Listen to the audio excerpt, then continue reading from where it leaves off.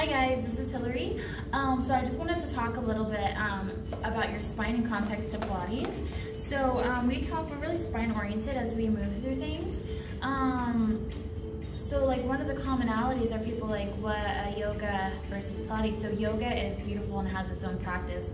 Pilates is very much, we talk so much about the spine. So the examples I use in class is I'll say, if I was in a car accident and I hurt my leg could be amputated and my life would be harder, and it would suck, but I would still live. I would still be able to go do certain things. Or same with my arm. However, if I was in a car accident and my spine were to get damaged, I could be paralyzed. And of course, being paralyzed would have a different, more exasperated level of difficulty. So obviously, I don't want anybody to be in any car accident, but I'm just saying, when it comes to caring for our spine, this is like the powerhouse of our sensory and of everything, okay?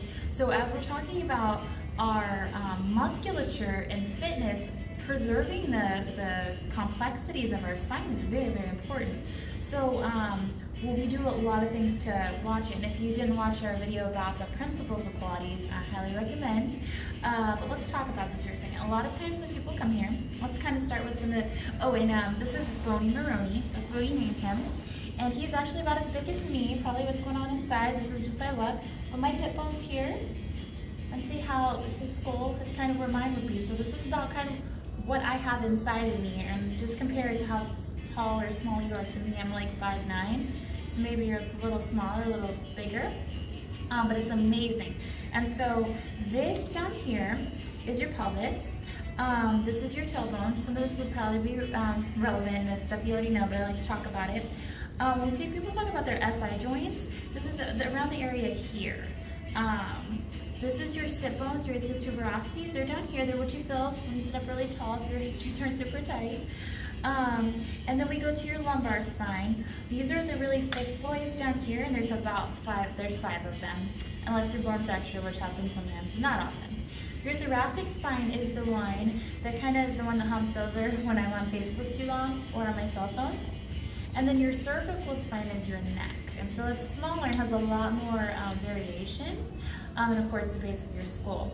So as I go through things in Pilates, I'm always talking about how does this affect my spine. And so one of the commonalities that modern fitness or traditional fitness, had taught us for so long is that when you're working out, you should push your low back down to the mat to protect it. So your spine has a natural curve with your in your low back, and it's a tiny curve. So what happens when you push your low back down into the ground is you actually smush the discs in the front, which doesn't really help, and then it actually makes your hip flexors tight, and that's muscular, and I can't show you on the spine. But actually flattening your back isn't healthy for you. And so I just wanted to talk about your beautiful spine inside of you, and just kind of give some common knowledge. So please don't push your back all the way down to the mat unless you're told by a doctor.